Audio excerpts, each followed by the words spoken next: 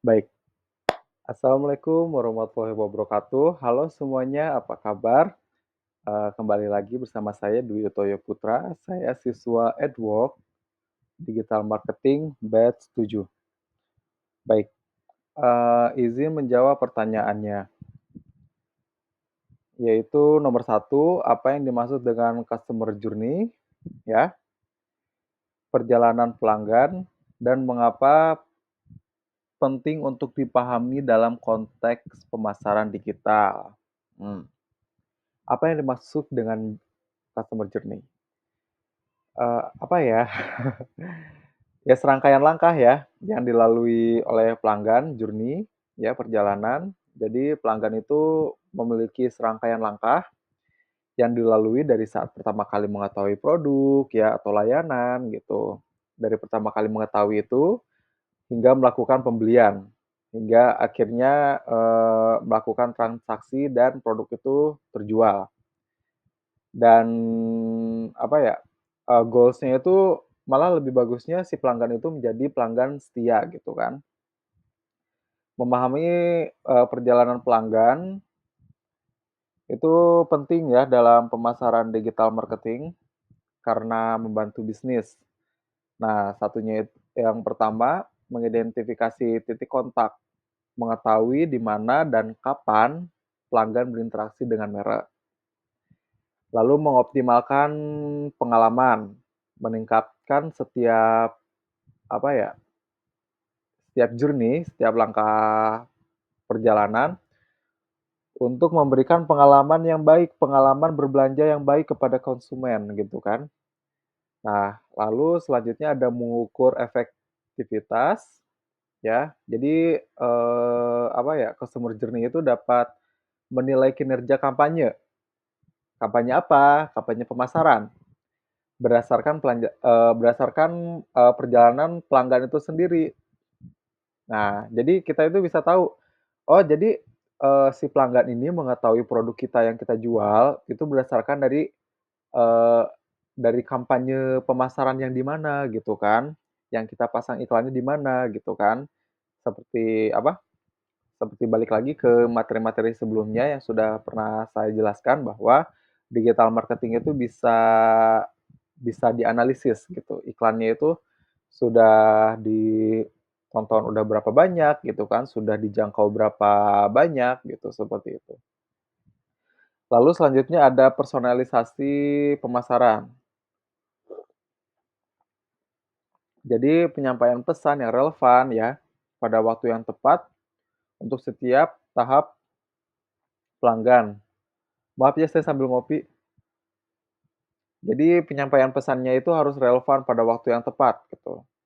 Pada apa ya, pada waktu yang tepat untuk setiap tahap perjalanan pelanggan. Jadi ketika, apa ya, perjalanan pelanggan itu dari awalnya melihat iklan, lalu mungkin awalnya si pelanggan itu tidak membutuhkan barang tersebut, akhirnya karena kita melakukan personalisasi pemasaran ya, awalnya dari dia lihat, lalu mengklik, lalu karena iklan kita bagus gitu, sering muncul, mengklik dan pemasaran, nanya-nanya, akhirnya kita memberikan, apa ya, pesan yang bagus, personalisasi pemasaran yang bagus, pendekatan yang bagus dengan waktu yang tepat. Waktu yang tepat itu waktu yang seperti apa? Waktu yang ketika dia mengklik iklan dan menanyakan, produk kita, seperti itu. Itu nomor satu. Nomor 2, bagaimana tahapan yang ada dalam customer journey, menilai dari kesadaran hingga loyalitas.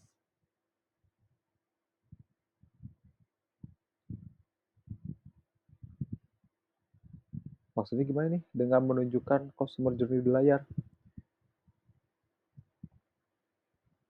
Ya itu tadi sih ya, apa sih, tahap-tahap customer itu,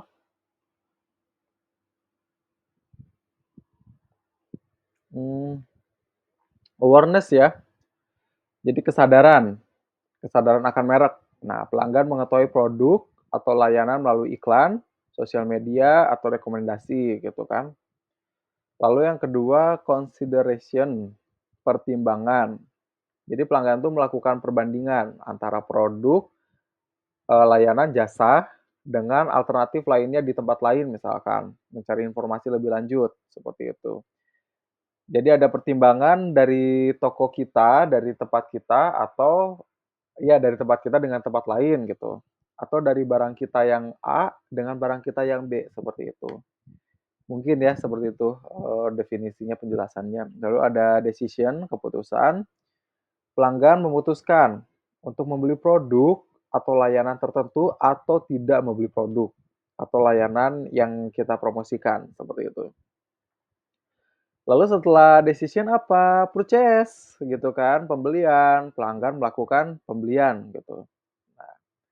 Setelah itu ya post purchase atau pasca pembelian, jadi, apa ya, pelanggan menilai pengalaman mereka setelah pembelian ya, apa ya, jadi apa ya, memberikan review baik baik dari sosmed, baik dari map gitu ya, kalau, dia belanja ke toko kita, ada map-nya di situ dia memberi rating, atau bisa mereka memberikan penilaian-penilaian dari mulut ke mulut, gitu. Jadi misalkan dia pernah beli blender di kita, nah, "Wah ini blender bagus, harganya murah," gitu kan, dari harga 1 juta itu jadi 500 ribu setengah harga, gitu kan. Dan ini promonya dari tanggal 1 sampai tanggal 30, dan sekarang tanggal, misalkan tanggal 20. Nah, lalu suatu hari si pelanggan ini, bertemu dengan temannya dan temannya, menceritakan bahwa dia membutuhkan blender karena dia memiliki usaha jus seperti itu. Nah, akhirnya kan si customer itu melakukan post purchase, pasca pembelian. Dia memberikan, nilai, "Wah iya nih, aku habis beli blender tanggal 5 kemarin di toko kita," misalkan, "di toko ini," gitu kan. Dan kebetulan tuh lagi ada diskon setengah harga dari 1 juta menjadi 500 ribu dan diskonnya itu cuma sampai tanggal 30 gitu. Karena penasaran dan urgent akhirnya si konsumen itu mengantar temannya ke toko kita. Dan temannya itu melakukan, post purchase lagi ternyata kepada teman-temannya yang lain. Seperti itulah kurang lebih ya. Dan setelah ada post purchase lalu ada loyalty ya atau loyalitas. Jadi pelanggan itu merasa satisfied ya terhadap potensi menjadi pelanggan yang setia gitu. Merekomendasikan produk kita kepada orang lain karena merasa puas, di toko kita bagus, pelayanannya bagus, promonya bagus, pemasarannya bagus, pelayanannya bagus, semuanya serba bagus, akhirnya ya pasti, mereka loyal dan mereka melakukan, post purchase seperti tadi ya, seperti itu. Oke, nomor 3, jelaskan mengenai salah satu model funneling, ya, jelaskan dengan menunjukkan salah satu funneling di layar. Maksudnya gimana sih? Menunjukkan funneling di layar. AIDA model, ya, adalah salah satu funneling yang populer yang menggambarkan tahapan tahapan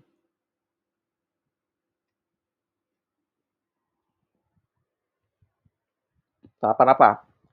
Yang dilalui oleh konsumen ya dari awal, dari pertama melihat iklan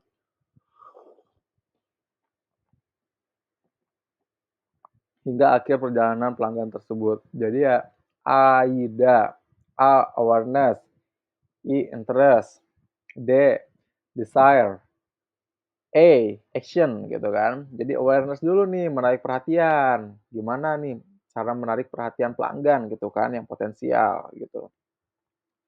Yang tadinya membutuhkan benar-benar beli, yang tadinya tidak membutuhkan karena penasaran akhirnya beli, seperti itu kan. Lalu ada interest, membangun minat terhadap produk atau layanan gitu. Nah ini, tergantung bagaimana kita mempresentasikan ketika bertemu dengan pelanggan kan. Jadi seperti tadi, kalau misalkan konsumen kita membutuhkan membutuhkan blender dan dia datang ke toko kita. Nah, dia udah ada interest-nya nih, ya kan.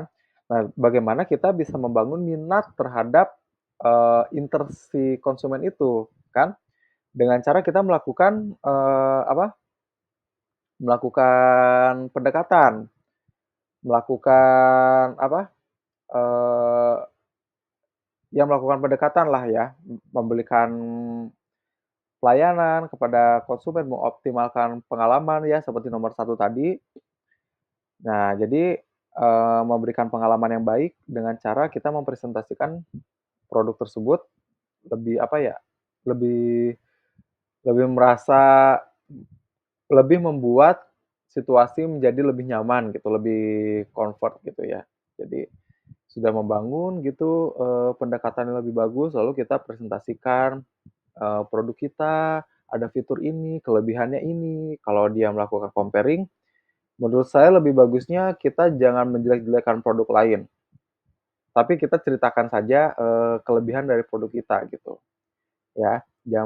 Istilahnya jangan menjatuhkan produk lain, takutnya nanti konsumen akan menilai dari segi negatifnya, dan lalu setelah kita presentasikan, kita, jelaskan juga, promo yang berlaku gitu kan. Mungkin tadi ada promo setengah harga, 50%, diskon 50% dari tanggal 1 sampai 30, tapi ada plus-plusnya lagi nih.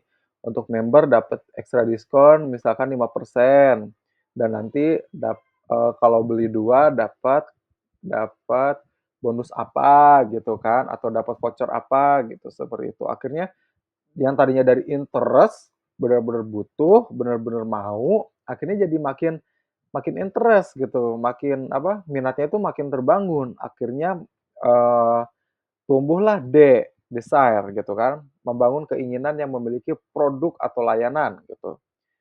Jadi, bener-bener terbangun, bener-bener terbangkit keinginan tersebut ya, akhirnya satisfaction, akhirnya terakhir melakukan apa tadi action. Menggerakkan pelanggan untuk melakukan tindakan. Tindakan seperti apa ya? Pembelian, ya.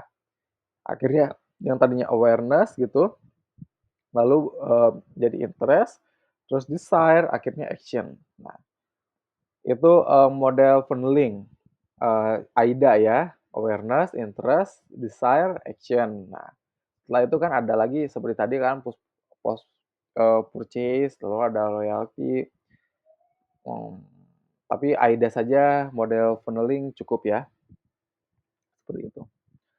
Lalu ada nomor 4 jenis-jenis goal atau tujuan digital marketing. Sama aja sih kayak kayak tadi ya kurang lebih ya, seperti yang dipresentasikan dari Edwork juga, awareness, kesadaran ya. Nah, jadi tujuannya yaitu kesadaran merek, meningkatkan kesadaran merek, metodenya ya iklan, ya. Ya kalau digital marketing ya iklannya di internet. Tapi seperti, yang sudah saya presentasikan, menurut saya bagusnya digital marketing juga kita harus tetap, menjalankan bagaimana pemasaran tradisional, seperti flyering, pemasangan baliho, seperti itu kan. Ya itu hanya pendapat saya sih, tapi kan memang digital marketing kan digital di sini kan membahas tentang internet ya, seperti Facebook Ads, Google Ads, seperti itu, ya. Media sosial, konten blog, seperti itulah ya. Jadi indikator keberhasilan ya itu tadi, jumlah penayangan, jangkauan, ya jumlah pengikut baru gitu kan. Jadi karena iklannya di internet, karena semua orang menggunakan internet 24 jam, 24 kali 7, akhirnya ya akan selalu ada pengikut baru, mungkin yang tadinya dia, cukup awareness belum interest, tapi, baru mem-follow, it's okay, kita masih bisa melakukan pengiklanan agar benar-benar ada kesadaran, hingga akhirnya lanjut ke reach, jangkauan. Nah, reach atau jangkauan itu meningkatkan jumlah orang yang melihat ya, yang melihat konten atau iklan yang menjangkau gitu ya. Jadi ya metodenya ya iklan berbayar seperti, yang kemarin kita bahas itu paid channel ya, Google Ads, Facebook Ads, Ads yang berbayar ya. Jadi ya iklan berbayar. Nah, metode keberhasilannya ya jangkauan gitu, tayangan unik. Jadi jangkauan makin makin meningkat gitu kan. Jadi, balik lagi nanti akan ada awareness gitu dari reach ini gitu kan. Nah, lalu selanjutnya ada traffic atau lalu lintas ya, mengarahkan, pengunjung ke situs web atau halaman tertentu. Nah, di sini kita menggunakan metode apa? SEO, iklan PPC, konten blog ya. Ya indikator keberhasilannya ya seperti seperti tidak jauh dari awareness dan reach, jangkauan, jumlah pengunjung gitu kan, halaman per sesi, dan durasi sesi gitu. Lalu ada engagement atau keterlibatan ya yang bertujuan meningkatkan interaksi dengan konten ya, interaksi dengan konten. Nah, di sini mungkin contohnya seperti seperti live ya, live di TikTok, live di Shopee gitu. Jadi ada keterlibatan gitu. Ketika kita mempresentasikan, nah meningkatkan interaksi dengan konten tersebut, dengan live kita itu, akhirnya ya orang-orang memberikan like, memberikan komentar, memberikan share gitu kan. Seperti saya juga contoh saya pribadi seperti di Shopee mungkin ya, karena saya gabut akhirnya scroll-scroll ada yang live itu, ada yang me-live, waktu itu pas laptop ya. Dan saya akhirnya, sebagai sebagai pengguna, saya melakukan engagement di situ. Akhirnya saya like, karena saya interest, wah ini barangnya bagus dan produknya murah, dan terus si Mbaknya juga mempromosikannya dengan cara yang menarik gitu kan. Akhirnya saya interest gitu kan, interest yang tadinya saya tidak butuh, akhirnya saya, jadi membeli gitu kan, seperti itulah ya. Lalu selanjutnya ada lead ya. Lead ini tujuannya untuk mengumpulkan informasi kontak dari pelanggan potensial atau, database ya. Jadi ya metodenya formulir pendaftaran, landing page, content gate, ya seperti itu. Indikatornya ya keberhasilan lead, tingkat konvensi lead gitu kan. Jadi ya kita memiliki database gitu ya, mengumpulkan kontak. Jadi, ini juga menurut saya lead ini bisa bisa dari, kontak-kontak dari pelanggan yang sudah melakukan model funneling tadi ya, yang sudah melakukan purchase.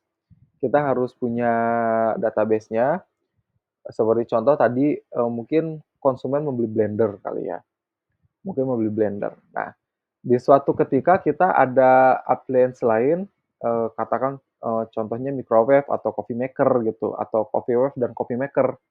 Yang beli microwave, lalu microwave harga 1 juta, coffee maker 1 juta, lalu microwave diskon misalkan jadi 800.000 ya, 800.000. Nah, nambah 200.000 dapat coffee maker gitu ya triknya tuh, padahal 1 juta itu tuh harganya. Jadi 1 juta dapat, microwave dan coffee maker, seperti itu. Nah, karena ada promo seperti itu kita bisa mengontak konsumen-konsumen sebelumnya dari mengumpulkan data konsumen lah ya.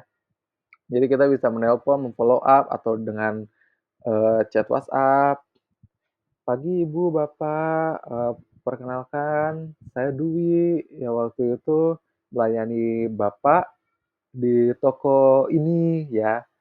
Bapak kan waktu itu beli, blender seharga 500.000.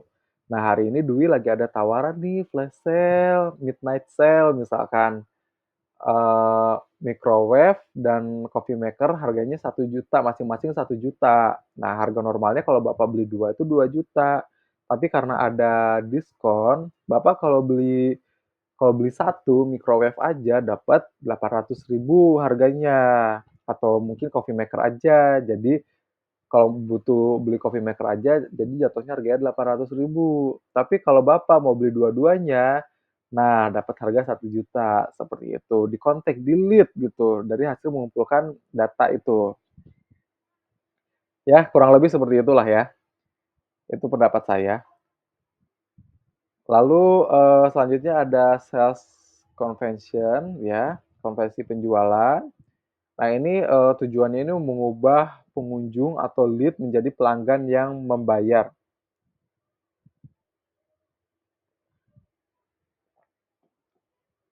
Dengan cara apa? Dengan cara ya follow up tadi, ya metodenya iklan, retargeting, mempromosi, penawaran khusus, ya. Jadi dengan memberikan penawaran khusus, ini, kita memberikan penawaran khusus dengan cara langsung kontak orangnya, langsung menghubungi orangnya gitu, entah telepon, entah WhatsApp, seperti itu. Ya kan? Iklan retargeting, re itu mengulang, ya seperti itu. Jadi ya indikatornya ya jumlah penjualan yang meningkat ya, lalu rasio konvensi dan nilai-nilai apa ya, rata-rata pesanan. Nah, the last but not least, retargeting tadi ya, penargetan ulang. Ini gimana ya? Tujuannya menarik kembali pelanggan yang telah berinteraksi dengan merek. Ya, ini udah dijelaskan ya sama aku yang tadi bahas lead, ya. Jadi mentargetkan kembali pelanggan yang sudah berinteraksi atau yang sudah membeli ya dengan barang itu di toko kita. Jadi ya mungkin, pernah membeli atau belum pernah membeli tapi sudah ada interaksi, seperti itu. Ya, jadi mungkin awalnya si orang ini, menanyakan, kepada kita, "Ini blender ini tuh bisa apa aja?" Gitu kan. Bisa pakai ngeblend es batu juga sampai jadi frap atau gimana gitu. Wah bisa gitu kan. Ini bisa, untuk es batu dan fiturnya juga ini listriknya juga wattnya kecil gitu kan, dan ini berproduk dari Swedia gitu. Dan barang ini cuma ada di toko kita misalkan. Tapi itu harus penyampaiannya benar-benar fakta ya. Takutnya kan konsumen juga melakukan apa, seperti yang tadi saya sampaikan, melakukan comparing dengan toko lain. Jadi harus benar-benar sesuai fakta ya penyampaiannya. Nah, lalu mungkin pada saat kita menyampaikan itu, orang-orang itu mungkin lost ya. Pengalaman saya waktu di properti itu kayak gitu, Pak, Bu, ya. Jadi, CNN cuma nanya-nanya, nanya, "Ini tanah berapa hektar? Surat-suratnya apa?" Gitu kan. Nah, harganya masih bisa nego enggak? Deket apa aja lokasinya? Gitu kan. Ya saya jelasin begini begini begini, akhirnya lost. Nah seperti itu. Jadi, ya sudah sarapan, sudah makan siang, sudah makan malamnya, marketing properti itu seperti itu, sebagai broker-broker itu ya, pengalaman saya pribadi. Nah lalu, bagaimana nih supaya si orang ini tuh, si pelanggan ini tuh, bener-bener awareness, akhirnya,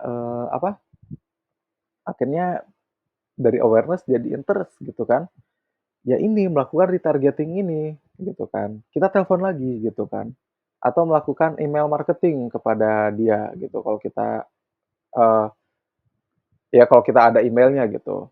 Nah, kita kita follow up, kita, kabarin, "Pak, bagaimana nih blendernya?" Bahas blender lagi ya, kalau tadi kan pengalaman hidup saya. "Pak, bagaimana nih blendernya?" Gitu kan. Ini sudah tanggal misalkan 27, 3 hari lagi itu kita harganya sudah normal gitu. Eee, akhirnya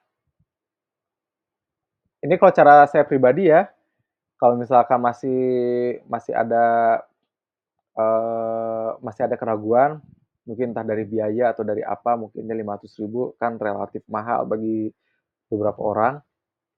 Akhirnya, kalau saya pribadi, saya, mengabarkan kepada bapaknya, "Oh iya Pak, Bapak kalau misalkan beli blender ini 500.000, nah saya lihat tuh di toko tuh ada ada yang diskon apa." Misalkan alat masak tuh seperti spatula, seperti apa, pengaduk, seperti jepitan, satu set misalkan yang tadinya harganya 500.000 jadi 200.000. Nah saya putar otak di situ, "Pak, kalau Bapak beli hari ini atau besok pertanggal 30 nih, penghabisan Pak," gitu kan.